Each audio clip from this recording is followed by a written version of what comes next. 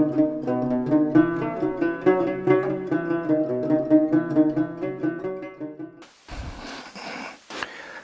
Excellency, Honorable Prime Minister Dasho Sring Togge, His Eminence Lesolopen, Jabgen Jikung Chesang Rinpoche, head of the Kaju Jikung lineage, His Excellency Ambassador of India to Kingdom of Bhutan, Jaidip Sarkar, Most Venerable Lama Lobsang, Honorable President of the International Buddhist Confederation, Honorable Ministers, Rinpoches, Venerables, Dashos, distinguished participants, ladies and gentlemen. In my humble station over the last 2 decades, I have had privilege of welcoming thousands of people to conferences and meetings of this kind. But this conference is a special one, and it gives us great pleasure because of the combination of 2 aspects of this conference. One is the subject matter of the conference itself, which is very dear to Bhutan, the Bhutanese people, and the Bhutanese government. And the second is the attendance of extraordinary number of High Lamas and academics in this conference.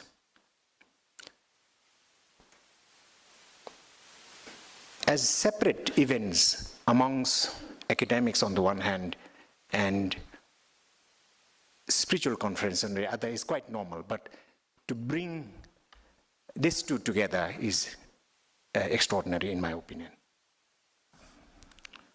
This gathering, of course, has been made possible by the grace of His Majesty the King, by the grace of Chapje Jekhenpo, and the royal government of Bhutan, headed, of course, by His Excellency Prime Minister Dasho Sring Togge. We are indebted to their collective vision, which emphasizes the humble role of Bhutan as the last Vajrayāna state in holding such gatherings. I thank from the depth of my heart to His Excellency Prime Minister of Bhutan for his tremendous support in this regard. Depending on the priorities of the government in future, I think it will become an annual affair. This year, of course, there is an added impetus to this conference because Bhutan and India are commemorating the 50th anniversary of the establishment of diplomatic relations between our 2 countries, which have remained ever close since then. So this conference is a very splendid and serious tribute to the multifaceted bilateral relationships, accruing many mutual benefits.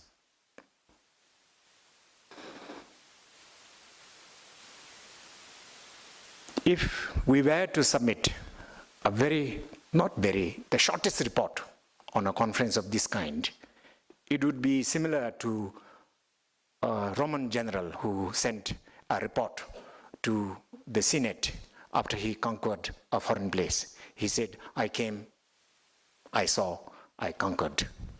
But in our case, it would be,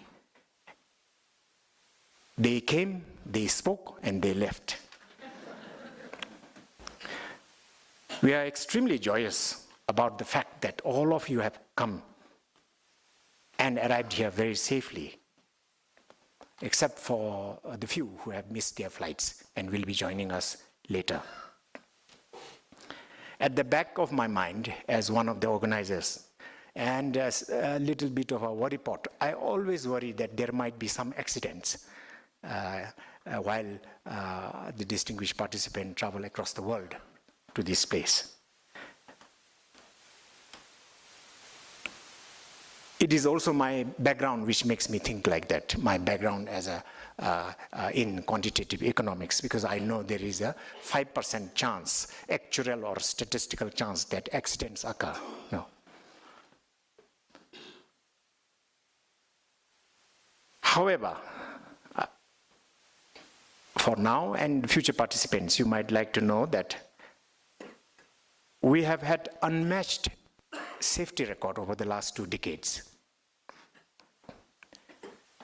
In my humble experience, there was only 1 accident in the last 2 decades.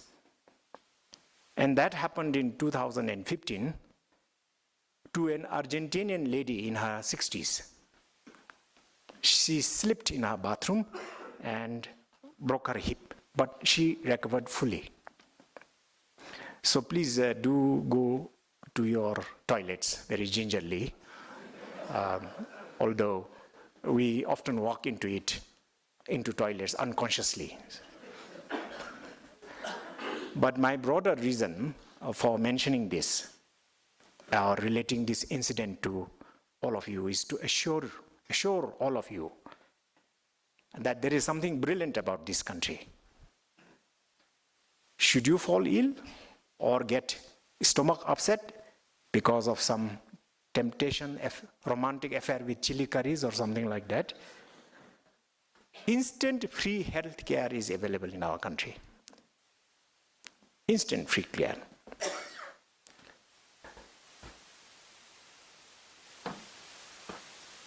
There is also a 10th that will be, in which massage service will be available from the indigenous hospital side. So, understanding of the Dharma and massage could go together. Free health service is part of GNH and Buddhist welfare state.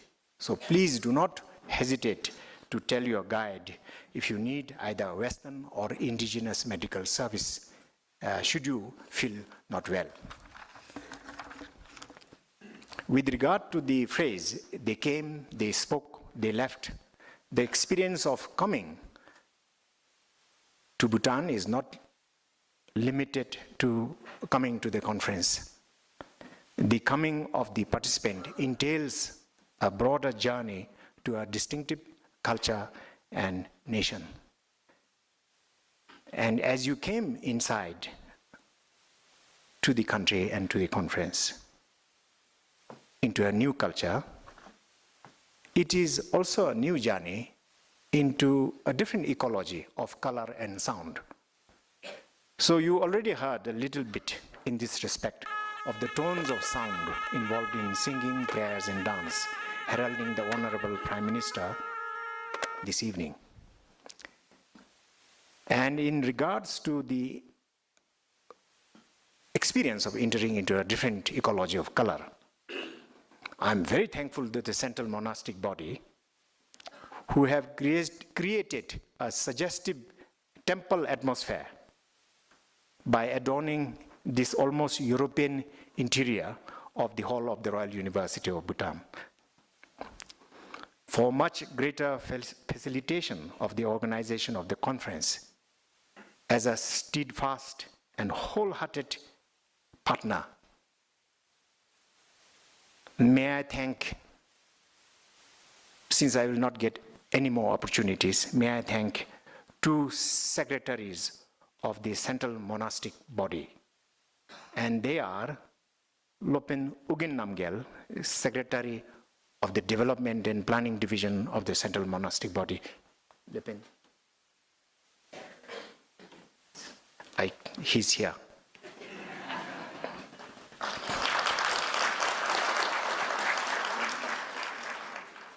And I'd like also to thank Lopen Pasang, the Secretary General of the Central Monastic Body, who carries huge responsibilities. Lopen Pasang, wherever he might be.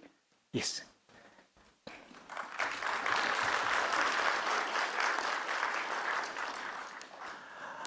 I feel tempted to add that in the terminology of the ranking system in Bhutan, they are addressed as Lopen, which literally means teacher. But they are by attainments and by experience equal to certain terms which you may have already heard, Khenpo, Khenchen, Lama. As a matter of fact, they are Lama, Khenchen, but they are addressed as a teacher here. In that respect, there is also an understatement of the title in our monastic system. The 5 grand masters of the central monastic body are also known as Lopens. However, their ranking is much higher than the Lamas. So understatement goes on in this country. I just want to let you know that they are addressed as Lopens, but in fact, in substance, they are something else.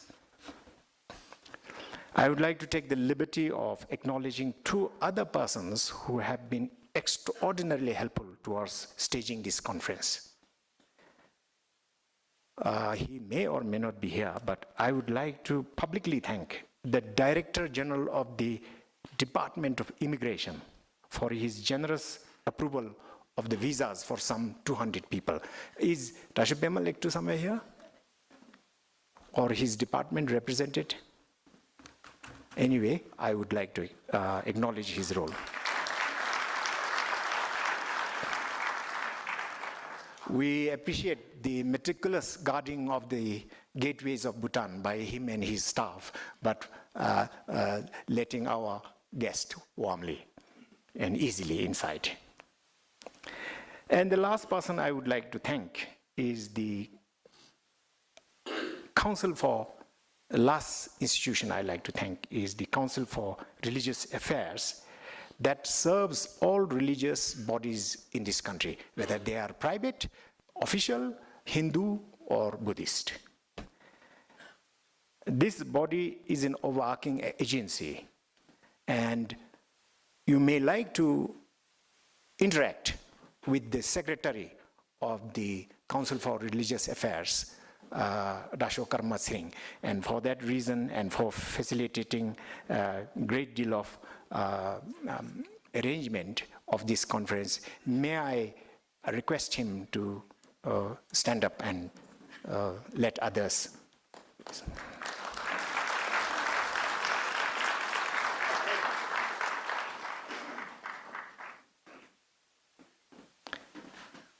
So this short introduction of various important peoples and expression of gratitude brings end to my welcome remarks.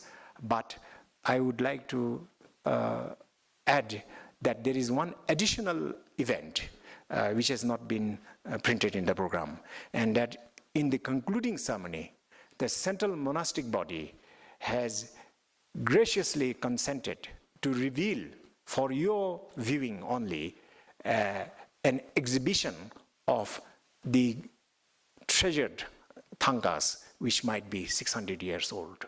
So for a brief 30 minutes, you will have the opportunity to see it. We encourage you not to take out cameras at that time. With these words, may I say a few words of welcome to His Excellency, Honorable Prime Minister of Bhutan, Dasho Sring Togye, before he gives his keynote speech. Nowadays, for international figures, introduction has become completely redundant. You can directly listen to them in internet. You can check the facts in the Wikipedia and so on and so forth. So it's not so appropriate. Nevertheless, I would like to say a word or two. His Excellency was the leader of the opposition in the last government from 2008 to 2013. And then in the election of 2013, his party came to power. Before he joined politics in 2008, he was dealing with the question of technical training and planning in this country, because he rose up to the directorship of the National Technical Training Authority in the Bhutanese bureaucracy. And that was because his background in undergraduate level was mechanical engineering. So His Excellency is an accomplished engineer from University of Pittsburgh, United States. But then he also holds an excellent additional combination of subjects that takes you beyond this kind of structural and technical things. His Excellency holds a master's degree in public administration from Harvard University's Kennedy School of Government. So, in brief, His Excellency the Prime Minister is an accomplished engineer. He's a very persuasive public communicator. You can check his TED talk that has really brought great deal of attention to this country. I think much greater in value than conferences like this in a way, because the viewer of his talk goes into millions. And he is a very great sports enthusiast. Above all, in my opinion, humble one, he's a very optimal and balanced human being from a Buddhist perspective, I would like to say. With these words, I would like to request His Excellency the Prime Minister actually to come and deliver his keynote speech from this podium.